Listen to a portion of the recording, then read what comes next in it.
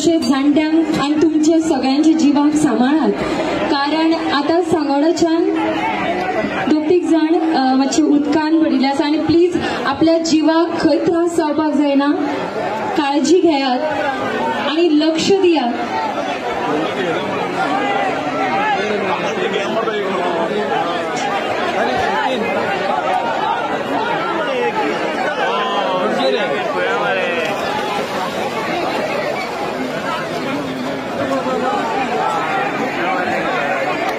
कोणाकूच हानी जावपाक जायना हाची प्लीज काळजी घेयात. जितले सांगोडान जेंका पिवंक कळटा तेंच्यांनी प्लीज उडी मारून बाकीचे कोण जे उदकान पडले तेंका प्लीज मदत करात.